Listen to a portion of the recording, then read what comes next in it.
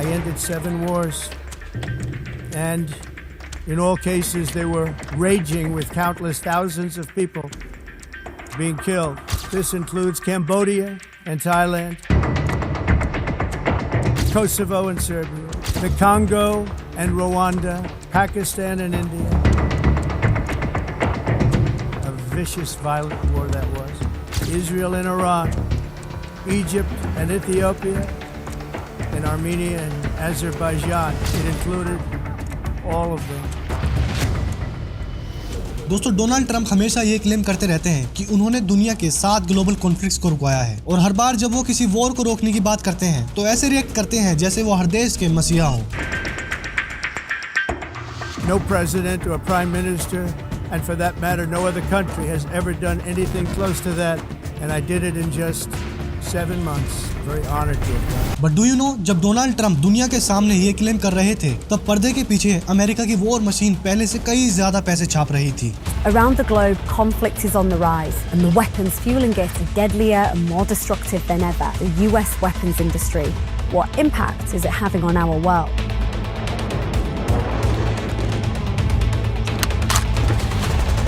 Well, they're not just making the weapons.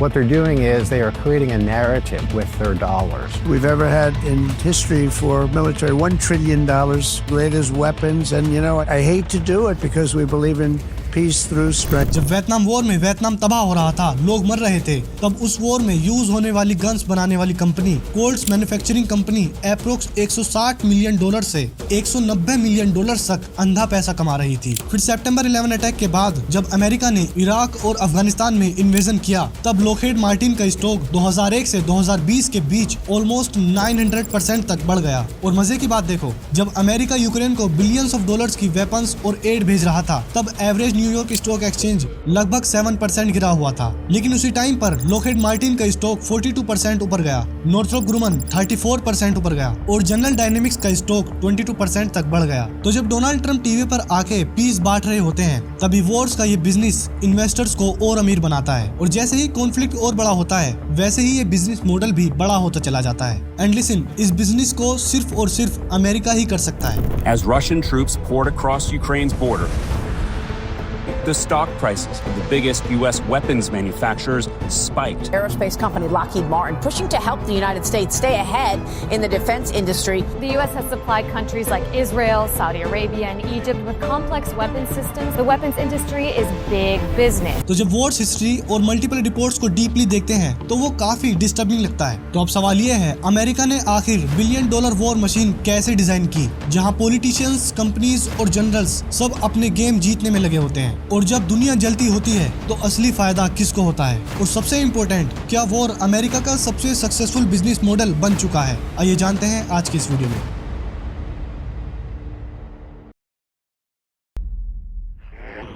Ich erklärte, das deutsche Volk hat nur einen Wunsch, nach seiner Person selig werden zu können.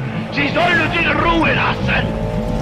आज ज्यादातर लोगों को लगता है कि जब एडोल्फ हिटलर ने यूरोप पर अटैक करना शुरू किया था, तभी अमेरिका तुरंत वॉर में कूद गया होगा। लेकिन सरप्राइजिंगली अमेरिका उस वक्त वर्ल्ड वॉर को छोड़कर सिर्फ एक चीज पर फोकस बना रहा था, एंड वो था ट्रेड। इनफैक्ट अमेरिका अपनी आर्मी को लेकर इतना अनसीरियस था कि उस वक्त साइज के हिसाब से यूएस आर्मी दुनिया में 19th रैंक पर थी, मतलब पोर्चुगल आर्मी से भी पीछे। लेकिन फिर 7 दिसंबर 1941 को कुछ ऐसा हुआ जिसने लिटरली सब कुछ बदल दिया। It starts with an horrific surprise attack, then spreads like a tidal wave.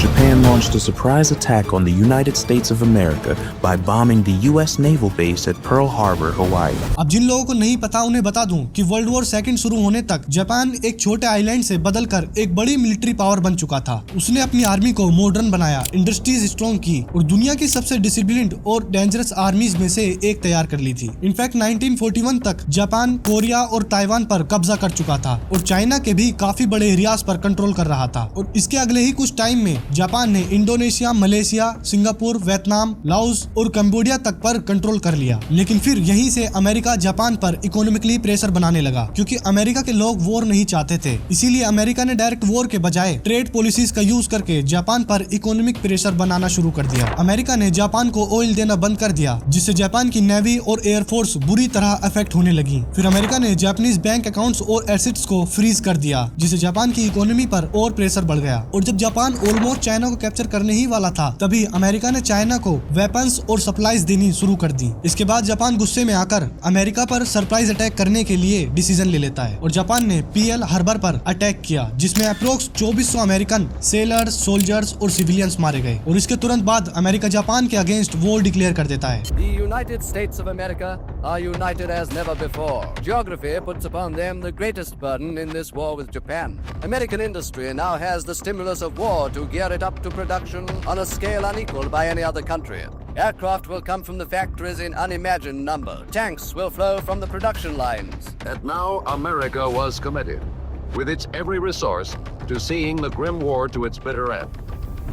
अब तक जो अमेरिका शांत बैठा हुआ था, अब वो अचानक एक पावरफुल वॉर मशीन बन गया। फैक्ट्रीज ने कार्स बनाना छोड़कर टैंक्स और फाइटर प्लेन्स बनाने शुरू कर दिए। Millions of Americans army join करने लगे और पूरे अमेरिका में वॉर का जुनून छा गया। लेकिन इसी बीच अमेरिका के सामने एक बहुत बड़ा चैलेंज आ खड़ा हुआ। अब जैसे मैंने बताया था कि अमेरिकन कंपनीज वॉर में इंटरेस्टेड ही नहीं थी, इसीलिए उस वक्त अमेरिकन मिलिट्री के पास सिर्फ 17 बैटलशिप्स और सिर्फ 7 एयरक्राफ्ट कैरियर्स थे। और वॉर डिक्लेयर होने के बाद भी अमेरिकन कंपनीज वेपन्स मैन्युफैक्चरिंग में पैसा लगाने से डर रही थी। वो सोच रहे थे अगर गवर्नमेंट ने 2000 एयरक्राफ्ट बनाने का कॉन्ट्रैक्ट दे दिया तो उसमें मिलियंस ऑफ वर्कर्स चाहिए होंगे, बहुत सारे मशीन्स और रॉ मटेरियल्स पर बड़ा इन्वेस्टमेंट करना पड़ेगा। लेकिन बाय चांस वॉर रुक गया तो कॉन्ट्रैक्ट कैंसिल हो सकता है, जिससे पूरा इन्वेस्टमेंट डूब सकता है और कंपनी बैंकरप्ट भी हो सकती है। एंड इसी प्रॉब्लम को सोल्व करने के लिए अमेरिकन गवर्नमेंट एक जेन्युइन स्ट्रेटेजी लेकर आती है, जिसका नाम था गारंटीड प्रॉफिट कॉन्ट्रैक्ट्स। मतलब मान लो एक प्लेन बनाने में $50,000 का खर्च होता है और गवर्नमेंट तुम्हें 2000 प्लेन्स बनाने का कॉन्ट्रैक्ट देती है, तो इसकी टोटल कॉस्ट हुई अराउंड $100 मिलियन।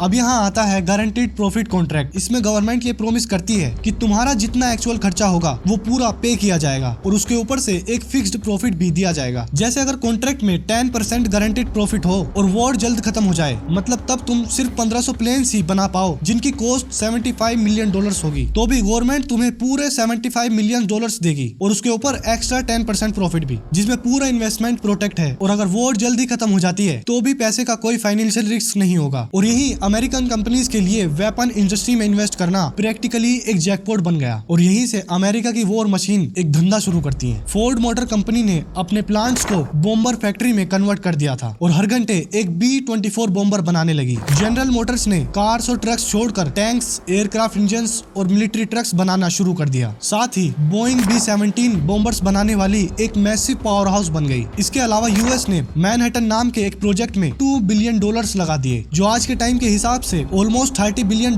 के बराबर है। और जैसे जापान ने अमेरिका को सरप्राइज किया था, वैसे ही अमेरिका ने जापान को 2 न्यूक्लियर बॉम्ब से सरप्राइज कर दिया। In the summer of 1945, the Manhattan Project achieves its aim. 3, 2, 1.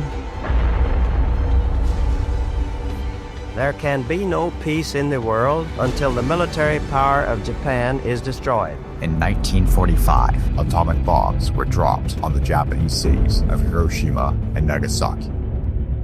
और इसी तरह यूएस ने जापान को सरेंडर करने पर मजबूर कर दिया और एडोल्फ हिटलर की डेथ के बाद वर्ल्ड वॉर सेकंड खत्म हो गई। वॉर खत्म होते ही ज्यादातर लोगों को लगा कि अमेरिकन आर्मी वापस से साइज में छोटी कर दी जाएगी, सोल्जर्स अपने अपने घर लौट जाएंगे और अमेरिका अपना डिफेंस स्पेंडिंग भी कम कर देगा। लेकिन अब अमेरिका के सामने एक बहुत बड़ी प्रॉब्लम खड़ी हो चुकी थी। अमेरिका ने अपने डिफेंस पर इतना ज्यादा पैसा खर्च कर दिया था कि 1945 तक उनके पास दुनिया की सबसे बड़ी नेवी थी, सबसे बड़ी एयरफोर्स थी और सिर्फ डिफेंस इंडस्ट्री ही अमेरिका के टोटल जीडीपी का लगभग 40% जनरेट कर रही थी। लिटरली 40% जीडीपी, मतलब अमेरिका की इकोनॉमी डिफेंस प्रोडक्शन पर इतनी डिपेंडेंट हो चुकी थी कि लगभग 70 मिलियन अमेरिकन, यानी अमेरिका की टोटल पॉपुलेशन का अराउंड 13% सिर्फ वॉर मटेरियल्स बनाने वाले काम पर डिपेंड कर रही थी। और जब इतनी बड़ी पॉपुलेशन डिफेंस जॉब्स पर डिपेंड थी तो पॉलिटिशियंस को भी ये बात समझ आ गई कि अब जॉब्स का मतलब वोट्स होता है और जॉब्स चलाने के लिए वेपन्स चाहिए होते हैं। इसीलिए कोई भी इलेक्टेड लीडर ये रिस्क नहीं यही लेना चाहता था कि लोगों की ये जॉब चली जाए और पब्लिक उनसे नाराज होने लगे। और दूसरी तरफ वेपन्स कंपनीज को भी समझ आ चुका था कि वॉर सिर्फ एक बिजनेस नहीं है, ये तो प्रॉफिट कमाने की सबसे बड़ी मशीन है। मतलब जितनी लंबी वॉर चलेगी उतना ही ज्यादा प्रॉफिट बनेगा। इनफैक्ट ड्वाइट डी आइजनहावर ने अमेरिका को एक पावरफुल अलायंस के बारे में वार्निंग भी दी थी, जिसे कहा जाता है मिलिट्री इंडस्ट्रियल कॉम्प्लेक्स। ये बेसिकली अमेरिका का एक ऐसा सर्कल ऑफ इन्फ्लुएंस है जहां डिफेंस कंपनीज पॉलिटिशियंस के इलेक्शन कैंपेन्स को फंड करती हैं। बदले में पॉलिटिशियंस मिलिट्री बजट्स को और बड़ा अप्रूव कर देते हैं। फिर द पेंटागन उन्हीं कंपनीज को बड़े बड़े कॉन्ट्रैक्ट्स दे देता है और रिटायर्ड जनरल्स भी बाद में इन्हीं कंपनीज को ज्वाइन कर लेते हैं ताकि फिर से अमेरिकन गवर्नमेंट को इन्फ्लुएंस कर सके। और ये पूरा साइकिल हर साल और ज्यादा पावरफुल होता चला जाता है। तो अब ये बात थी कि अमेरिका इतने सारे वेपन्स का क्या करेगा। वेल, अमेरिका को एक और नया दुश्मन चाहिए था एंड वो बना सोवियत यूनियन।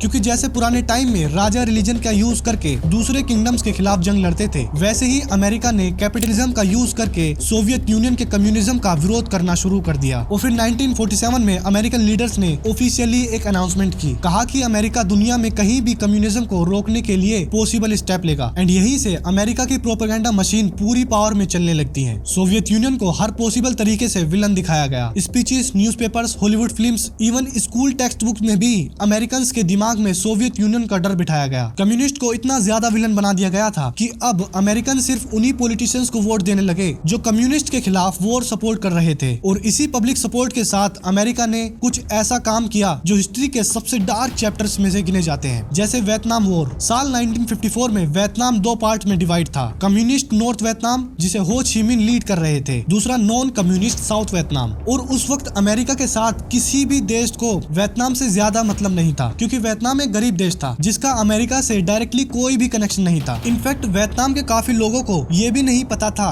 कि अमेरिका मैप पर एग्जैक्टली दिखता कहां पर है। लेकिन फिर भी अमेरिका ने अपनी पब्लिक को कन्विंस कर दिया था कि कम्युनिस्ट वियतनाम पर कब्जा कर रहे हैं और वियतनाम को कम्युनिज्म से बचाना उनकी अहम जिम्मेदारी है। फिर 1960s में अमेरिका ने अचानक हजारों अमेरिकन सोल्जर्स को वियतनाम भेजना शुरू कर दिया और डिकेड के एंड तक अमेरिका के अप्रोक्स 5,30,000 सोल्जर वियतनाम में तैनात थे। अब जरा ये देखो, अमेरिका ने अगले 10 सालों तक वियतनाम वॉर पर हर साल बिलियंस ऑफ डॉलर्स खर्च किए और बॉम्बिंग का स्केल इतना डेंजरस था कि 1965 से 1975 के बीच अमेरिका ने नॉर्थ वियतनाम पर 4 मिलियन टन बॉम्ब गिरा दिए। यानी 10 साल तक हर घंटे 45 टन बॉम्ब वियतनाम पर गिर रहे थे। तो जब वियतनाम में लाखों लोग जल रहे थे, मर रहे थे और इस वॉर से सफर कर रहे थे, तब अमेरिका की वॉर मशीन सिर्फ वॉर नहीं लड़ रही थी, वो बस पैसा छाप रही थी। ऐसे ही ये देखो, बेल हेलीकॉप्टर ने 16,000 हेलीकॉप्टर्स बनाए और कंपनी की सेल्स 1962 में 150 मिलियन डॉलर से बढ़कर 1967 तक 2 बिलियन डॉलर्स तक पहुंच गई। रैथियोन ने सिर्फ 1968 में ही अमेरिकन गवर्नमेंट कॉन्ट्रैक्ट से 620 मिलियन डॉलर्स कमा लिए और ब्राउन एंड रूट को वियतनाम में रोड्स, पोर्ट्स और मिलिट्री बेसिस बनाने के लिए 380 मिलियन डॉलर्स का कॉन्ट्रैक्ट मिल गया। इसके अलावा अमेरिका ने कंबोडिया पर भी बॉम्ब्स गिराए, जबकि कंबोडिया का वियतनाम वॉर से कोई डायरेक्टली लेना देना नहीं था, क्योंकि नॉर्थ वियतनामी सोल्जर्स कंबोडिया का यूज सिर्फ लॉजिस्टिक्स के लिए कर रहे थे। और इतनी लंबी वॉर 19 साल 5 महीने 29 दिन लड़ने के बाद भी अमेरिकन आर्मी साउथ वियतनाम को बचा नहीं पाई। आखिर में अमेरिका को साउथ वियतनाम छोड़कर जाना पड़ा और नॉर्थ वियतनामीज ने पूरे कंट्री पर कंट्रोल ले लिया।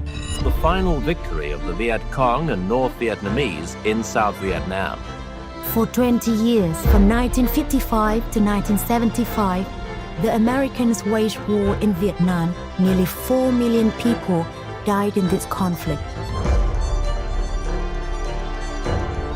अब सवाल ये है कि क्या अमेरिका इस वॉर के बाद फालतू के इंटरफेयर करने से रुका? बिल्कुल नहीं। अमेरिका ने 1990 और 1991 में ईरान और इराक के बीच गल्फ वॉर में भी इन्वॉल्वमेंट रखा और इस फोटो में डोनाल्ड रम्सफेल्ड सद्दाम हुसैन से हाथ मिलाते दिखते हैं और वही डोनाल्ड रम्सफेल्ड 2003 में उस प्रोसेस को लीड कर रहे थे जहां सद्दाम हुसैन को फांसी दी गई, क्योंकि पहले अमेरिका ने ही सद्दाम हुसैन को सपोर्ट किया था, जिस वजह से वो इराक का पावरफुल रूलर बना। लेकिन जब सद्दाम ज्यादा पावरफुल हो गया और उसने कुवैत पर अटैक किया, तब अमेरिका को लगा कि ये बहुत बड़ी गलती हो गई है। फिर अमेरिका ने बीच में दखल दी और सद्दाम हुसैन को टेररिस्ट डिक्लेयर कर दिया और आखिर में उसे फांसी दे दी गई। मतलब पहले सपोर्ट किया, फिर वही इंसान कंट्रोल से बाहर हो गया तो उसके खिलाफ वॉर छेड़ दी और इस पूरी मिस्टेक की कॉस्ट अमेरिका को अराउंड 61 बिलियन डॉलर्स की पड़ी। और जब 1991 में सोवियत यूनियन कोलैप्स हो गया और कोल्ड वॉर खत्म हो गई, तब अमेरिका को एक और नया दुश्मन मिला। 2001 अटैक के बाद इस बार टारगेट था अफगानिस्तान। बढ़ाओ, लेट मी एक्सप्लेन। अमेरिका ने ओसामा बिन लादेन को पकड़ने के लिए अफगानिस्तान ऑक्यूपाई किया एंड 10 साल बाद पता चला कि ओसामा बिन लादेन पाकिस्तान में छिपा है। अब अमेरिका ने उसे मार तो दिया, लेकिन अमेरिका अफगानिस्तान को डेवलप और स्टेबल बनाने की बात रख रहा था और यही बात रखकर अगले 10 साल अफगानिस्तान पर नजर जमाए रहता है। और पूरे 21 साल ऑक्यूपेशन के बाद भी अमेरिका अफगानिस्तान में कोई मेजर चेंज नहीं ला पाया और आखिर में अफगानिस्तान को पॉवर्टी और उनकी सारी उम्मीदों पर पानी फेर कर वहाँ से निकल गया। अब अगर ओसामा बिन लादेन मर चुका था तो फिर अमेरिका अगले 10 साल तक वहाँ क्या कर रहा था? तो बता दूं कि दुनिया की सबसे पावरफुल मिलिट्री 21 साल बाद भी चप्पल पहने कुछ लोगों को हरा नहीं पाई और इस वॉर का टोटल बिल था अराउंड $2 ट्रिलियन। मजाक नहीं कर रहा, literally $2 trillion. Now moral of the story, war सिर्फ बैटलफील्ड्स पर नहीं लड़ी जाती, उनके पीछे पॉलिटिक्स, पावर और बिजनेस भी काम करते हैं। और जब तक दुनिया में पावर और प्रॉफिट का गेम चलता रहेगा तो इन कॉन्फ्लिक्ट का खत्म होना मुश्किल है, इसीलिए ये वॉर चलती रहती है। Now if you found something valuable, please like this video and also subscribe. See you in the next.